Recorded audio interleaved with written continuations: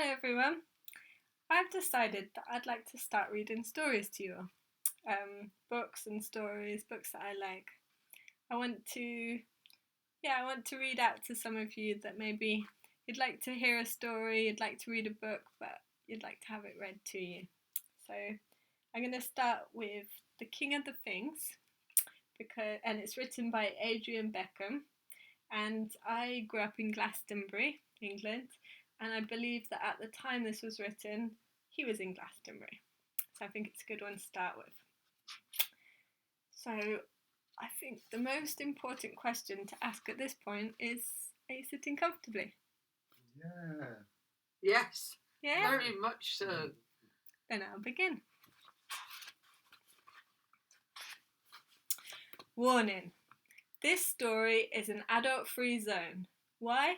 Because it is simply too scary, too horridly disgusting for most adults. We know this is true. Kids can handle it, usually.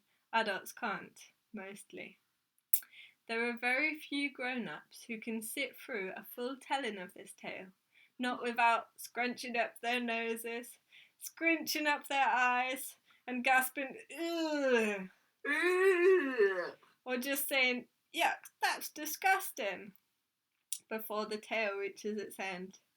Very brave grown-ups may be allowed to stay, if at least one child will vouch that they can handle it. So now you know that, we can carry on. Chapter 1, Tax and Hunch. This story happened once upon a time in a small village not so far away. The village was surrounded by fields, and the fields were surrounded by forests. There was a wide river running alongside the village, and a small stone bridge leading to the fields beyond. Oops! I have already made one mistake in my telling of this tale. It's true to say that the fields used to be surrounded by a forest, but by the time this tale took place, some of the trees had begun to disappear. For in the village lived a young man named Tax. Tax had been born lucky. He was the most handsome baby that any parents could ask for. When he began school, he was the tallest boy in his class, and the fastest, and the best at playing ball games. He told the funniest jokes, laughed the loudest, was the most popular dancer. Soon his friends began to call him Tax the Terrific, and always cheered him on absolutely everything. Tax loved village life, mainly because there was nobody better at anything than he was. He was the best swimmer, the best climber, best at climbing hills, the bravest when it came to entering the forest, although he never dared to go too far. For it was said that terrible, frightening things that cannot be described live deep in the mysterious woods. In the same village lived a young man whose friends called him, well, nothing actually. This was because he had no friends, unless you can count the squirrels, whom he often fed by hand. Some said he was the most unfortunate person living in the village. You see, when he was born, he had a tiny lump the size of a pea jutting out right there on his shoulder. And as he grew, that pea of flesh and blood and bone grew too. Life had never been easy for him. Things had gone well enough at first. He had a handsome face and was born to a caring mother and father, who lived in a tiny two-room cottage that nestled near the bridge on the outskirts of the village. Each night as he lay below his quilt, the gentle lullaby of the river just outside his window helped him to smile, and he often carried that smile into his dreams. But of course, as he grew, and that lump grew too, people started to notice. By the time he began at the village school, that pea-sized lump on his shoulder was more the size of a golf ball. Soon it had grown so much it was almost the size of a second head, though one with no eyes or ears or hair or brain. just a lump of bone and gristle covered by flesh. It was because of this lump that everyone in the village called him Hunch, which is short for hunchback. For indeed, although that name is not used these days because it sounds cruel to our modern ears, alas, hunchback is exactly what he was. That hunch grew so heavy that it felt like a mountain. Its grip on his shoulder and upper back kept him leaning forward in a stoop. From an early age, Hunch carried a staff of twisted hazel cut from a tree that had fallen onto the forest floor, which his father gave him to use as a walking stick. Chapter 2. Cruel School. When it was time for games in the schoolyard, Hunch didn't do too well. He could neither run nor catch nor throw terribly well. The hump kept him off balance. He could not swim so well as the others, or climb, and when the village held a dance, the other children would sneer and sniggle at Hunch's awkward lumberings. There was so much laughter when Hunch tried to join in that he soon held himself back. One day Tax thought up a new name for Hunch. Tax thought the name was a stroke of genius, and judging by the laughter of the other children, it seemed as if everyone thought so too. Soon all the children began to call him Hunch the Horrid, or just Horrid Hunch for short, and he knew why. He was hopeless at games, and useless at sport, and no good at anything. Hunch the Horrid seemed to stick, but nobody hated that hump more than he did. When the other children mocked him and laughed and jeered and said how stupid he was, I'm afraid to say that Hunch believed them. If Hunch was a loser in every way, Terrific Tax, on the other hand, was a ringleader, and one of the ways Tax liked to take the lead was in bullying. Tax was king of the thugs, and you may say, he especially liked targeting Hunch, who had no friends to defend him.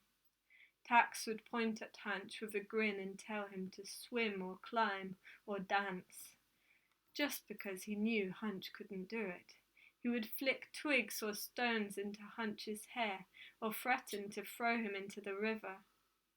Hunch soon learnt to spend his time away from the other children, for they were always mocking him for how different he was. He would go to school unhappy every day, wondering what bullying lay in store for him. Hunch lived for the freedom of the afternoons, which he spent walking with the aid of his twisted hazel staff, exploring the edge of the forest. Sometimes he'd sit on the river bank with a line cast into the water, catching fish. Hunch used to love carrying them home for his father to cook upon the open fire. It was during one of those quiet moments, fishing on the river bank, that he first made friends with the wild squirrels who lived in the forest. He would watch those squirrels leap and bound along the high branches, and as they grew used to him, they would move closer, coming down the trunks carefully towards him. One afternoon he had some sandwiches he hadn't eaten at school in his pocket. He had gone to a tall tree with wide, majestic branches. It sat at the end of a wide corridor of trees, overlooking the river, in a place nobody else seemed to go. Someone had long ago rolled a circle of smooth stones around that tree, and Hunch found them perfect for sitting on and listening to the birds, or watching the flow of the nearby river. He unwrapped his sandwiches and broke off a few crumbs. He threw them out a little so that the squirrels did not have to come closer than they dared to nibble them. Then all of a sudden, the squirrel with the bushiest tail leapt straight down from the tree onto Hunch's shoulder. He gave a yelp of alarm, and then he laughed. He named this squirrel Quiz, because he thought it was such a puzzle that a squirrel seemed so relaxed around him. Nobody else was. People saw a hunchback, not the boy inside. This beautiful tree, so full of life within the circle of stone stalls, became Hunch's favourite hideaway. After that, he named the place Quiz's Tree. Hunch thought this squirrel Quiz was so beautiful. She had the brightest eyes and the shiniest red fur, with a lovely white patch right down her front. Hunch soon learned that, unlike him, she was a bit of a ringleader. With Quiz leading the pack, Hunch soon had every one of them wild squirrels feeding tamely from his hands. From then on, they were always his friends. It did not seem to matter what part of the riverbank Hunch sat on. Quiz's little dray of squirrels would find him. He was so grateful for the way these furry friends would jump straight up onto his lap. Quiz soon made Hunch's hump shoulder her favourite perch. She would sit on Hunch's hunchback and clean her fur and paws, sniff in the air. Sometimes a large bird of prey or a fox might be seen. Quiz would take fright and leap off, with her dray of squirrel friends running behind her. Those squirrels would scamper away and clamber into the safety of a nearby tree. They danced and hopped about in those uppermost branches, way up high in the canopy, and often Hunch lost sight of them as they headed deeper into the trees. Sometimes he was sure Quiz was trying to call him up there to run with them across the roof of the forest. How Hunch wished he could leap among those branches with them and disappear into the woods, but his hump stopped him climbing, and like all the other children, Hunch knew not to venture too far into the forest. His parents had always warned him that strange, unimaginable things lived in there. Picking on Hunch was one of Tax's favourite things, but at least Hunch could escape into the quietness of the forest. One afternoon, Tax's grandfather taught the lad how to chop wood with an axe. From then on, Tax was often found skirting along the edge of the trees with his axe.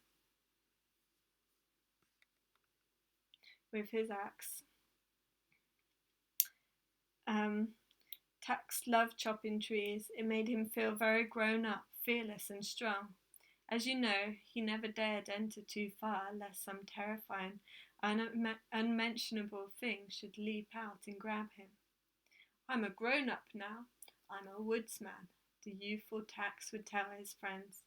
He insisted they called him Tax the Axe, a name he had made up with another stroke of genius. Soon Tax had cut down more trees than anyone else in the village. The edge of the forest was slowly but surely creeping ever further away. Playing at being a woodcutter, Tax would sometimes wake before dawn and head out to the edge of the forest. He could stand there for hours, cutting down trees all alone. The trees shook and trembled silently under his swinging blade. Hunch heard some of the adults speaking among themselves, saying Tax had an anger in him and was trying to let it out. Hunch knew one thing for sure: Tax had always been lucky, but he made others feel bad. In all those slow hours spent alone, as the sap of the trees dripped like sticky honey from the wounds and scars he'd made, never once did the young woodcutter feel any sadness about the trees he'd damaged. One afternoon, as Tax walked to the edge of the forest, he saw Hunch stooped over on his knees on the ground. Tax stopped and stooped and watched to see what Hunch was up to. The hunchback seemed to be patting the ground, but Tax could not see past Hunch's bobbing frame. Then Hunch stood up. In a patch of freshly dug earth stood a tiny sapling. Tax roared with laughter, simply because he felt he must make fun of everything that Hunch did. He always had, he always would. Why stop now? The woodcutter strode up to the hunchback and said, "What are you doing, horrid?" Hunch groaned. Why was Tax always hanging around the edge of the forest these days? And why did he want to destroy it? Hunch thought to himself. Someone needs to replace this forest that you keep chopping down. But he didn't dare say a word. Suddenly Quiz leapt off a branch and sat on Hunch's hump. Yuck, said Tax, jumping back. What's that? An enormous rat? Hunch peered up at the woodcutter's smirking face. Had it not been for the hump that dragged him into the forward stoop, Hunch would have stood as tall as Tax or taller, but with the hump pressing him forward in a stoop, Tax appeared much taller than he. Tax looked down at Hunch's uplifted face and seemed to think hard for a moment, then said, Drat, horrid rat, horrid Hunch. What a bunch, ha ha, you make a team, it would seem, you hapless lump of horrid hump. Hey, I'm a poet, and yeah, I know it. Tax was disappointed. There was nobody but Hunch to listen and cheer him on. Hunch felt every cruel word they made him feel small. And just this once he dared to say something. Those trees you cut were standing long before you were born. They would have stood long after you and I are gone. Why do you cut so many of them?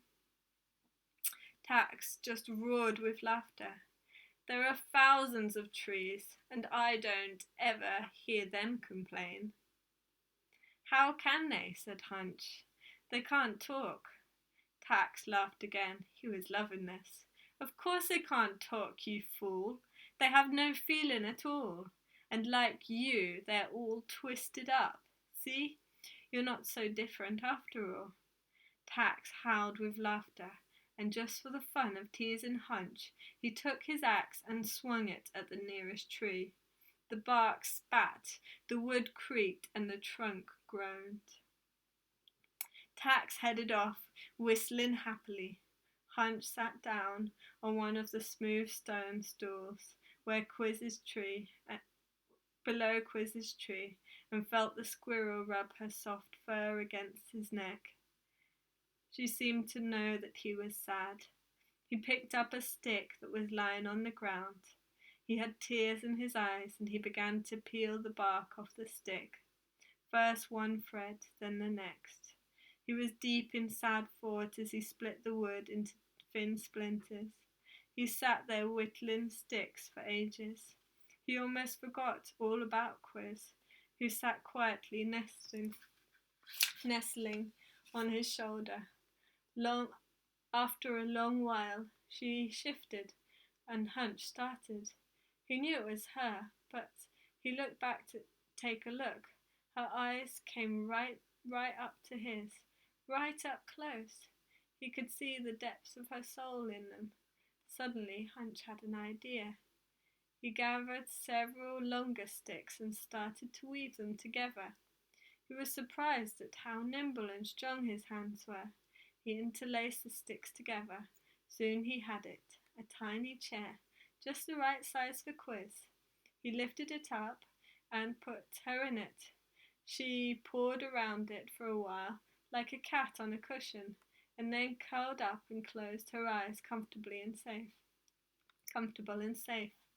Hunch sat lost in misery, and just as twilight waned into darkness, Tax came walking by. Tax was surprised to see Hunch still there, where he had mocked him hours before. He saw the chair with Quiz curled up in it and gave it a kick. Quiz awoke with a fright, then bolted up a tree. Tax laughed. Hunch stood up and glared at him. He tightened his fists, but he knew that fighting was wrong, and Tax would beat him up anyway. How could he hope to win, with this horrid lump making him hunch? Instead, he picked up the broken chair and carried it home for repair. Tax grinned. Hunch was such an easy target. It's the end of chapter 2, so I'm going to stop here and I'll read chapter 3 next time. Hope you've been enjoying it. See you soon.